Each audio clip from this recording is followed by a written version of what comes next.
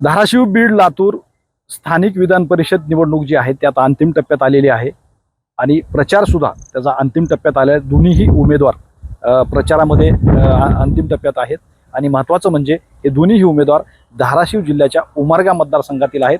महाविकास आघाडीचे उमेदवार महेश देशमुख आपल्याबरोबर आहेत. कसा चालू आहे प्रचाराचा? अंतिम टप्प्यात आलाय, काय सुरू आहे नेमकं? प्रचार मतदारांची गाठीभेटी घेणं हा प्रचाराचा एक भाग आहे आणि जे नेते आहेत स्थानिक लेवलचे त्यांच्याशी गाठीभेटी करून त्यांना आम्ही कन्व्हिन्स करण्याचा प्रयत्न करत आहोत. महाविकास आघाडीला मतदान करून कसं जात आहे.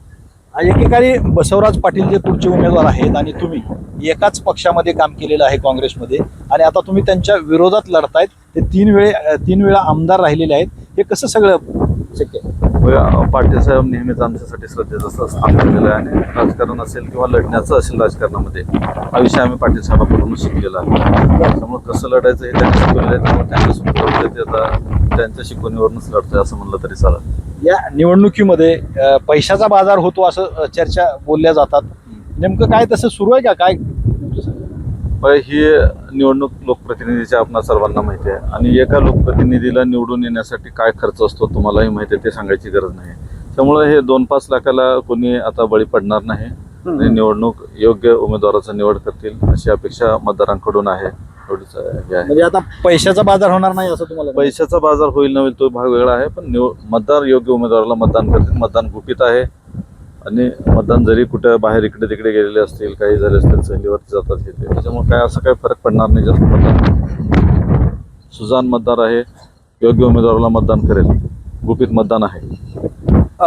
तसं जर पाहिलं तर इथून मागच्या जी निवडणुका झालेल्या आहेत महाराष्ट्रामध्ये त्याला थोडा जातीयतेचा रंग लागला होता. तशा पद्धतीनं ह्या निवडणुकीला तसं काय होऊ शकतं का? म्हणजे जाती बघा, काँग्रेस पक्ष हा नेहमी धर्मनिरपेक्ष पक्ष म्हणून ओळखला जातो आणि या भागात अगर जर तुम्ही विचार करत असाल तर जातीय निवडणुकीचा हा काही विषय नाही. मी मराठा आहे. माझ्या गावामध्ये जे आता तुम्हाला जे उत्तर अपेक्षित आहे ते सांगतो तुम्हाला की माझ्या गावात जवळपास लिंगायतची वोटिंग मॅक्सिमम आहे.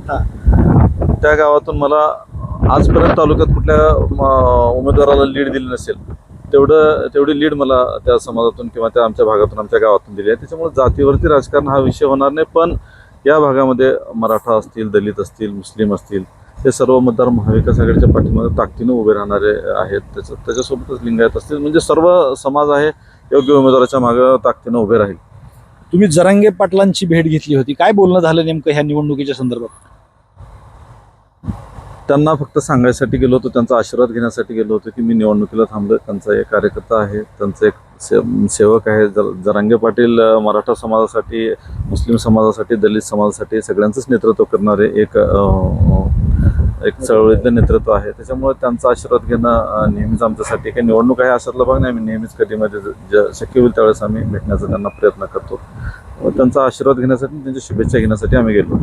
बरं, अशा आता म्हणजे आता थोडे काही दिवस राहिलेले आहेत प्रचारासाठी तुम्हाला. अशा तुमच्या काँग्रेसच्या हायकमांडशी काही बोलणं वगैरे झाले का? तुमचं काही सूत्र ठरले का? कशा पद्धतीने आढावा घेतात, नेहमी आढावा घेतात. एक दिवसाड काय त्यांचे विचारतो ते कसं चाललंय काय नाही निवडणूक. आणि कर्नाटकचे मुख्यमंत्री DK शिवकुमार यांची सुद्धा तुम्ही भेट घेतली? कर्नाटकमध्ये मी को इन्चार्ज म्हणून काम केलं यापूर्वी, त्याच्यामुळं त्यांचा थोडा परिचय आहे. तेवढा एक निवडणुकीला थांबलोय हे सांगण्यासाठी आणि त्यांच्याकडून थोडा आशीर्वाद घेण्यासाठी गेलो, त्यांच्या शुभेच्छा घेण्यासाठी गेलो होतो. बस. ते काय म्हणले असते ना तुम्हाला, तुम्ही लढा आम्ही आहे असं काय? हो, कोणी नेता आपल्या पक्षाचा कार्यकर्ता जर लढत असेल तर त्याच्या पाठीमागे 100% हात ठेवतो. बर. आणि आता अंतिम टप्प्यात आता मतदारसंख्या बघा, तसा विषय जर बघितला तर भाजपची सदस्य संख्या जास्त आहे आणि तुम्ही आता प्रचार करताय. महायुतीतले जे सदस्य आहेत त्यांच्याशी काय भेटीगाठी होतात? महायुतीतल्या सदस्याशी, महायुतीतले जे काही असतील त्यांचे नेते वगैरे असतील स्थानिकचे, तर सगळ्यांशी माझी चर्चा होते, सगळ्यांची गाठभेट होते. सोशल मीडियाच्या माध्यमातून तुम्ही बघताय, आपण असं नाही की सगळ्या पक्षाच्या नेत्यांना आमच्या गाठीभेटी चालू आहेत. काल आम्ही प्रकाश सोळंके सरांना भेटलो, बाकी बऱ्याच जणांना असं महाविकास आघाडी युतीतले जरी असतील नेते त्यांच्याशी गाठीभेटी आमची चालू आहे. बिनविरोध निवडणूक करण्याबाबत काय वाटतं तुम्हाला?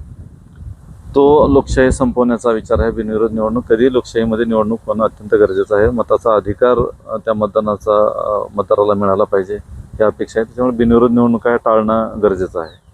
लोकशाही टिकवणं 100% लोकशाही टिकवणं गरजेचं आहे. हे होते महेश देशमुख, महाविकास आघाडीचे उमेदवार आहेत विधान परिषदेचे, आणि त्यांचं म्हणणं असं आहे की भाजपची सदस्य संख्या जरी जास्त असली तरीसुद्धा आम्ही भाजप महायुतीच्या सदस्याबरोबर 1 to 1 मध्ये आहोत आणि ते सुद्धा आम्हाला मदत करतील.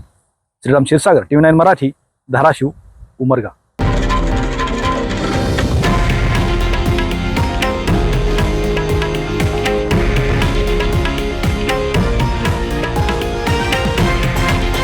हे आहे देशातील नंबर 1 न्यूज नेटवर्क आणि आपण पाहत आहात TV9 मराठी, एकमेव.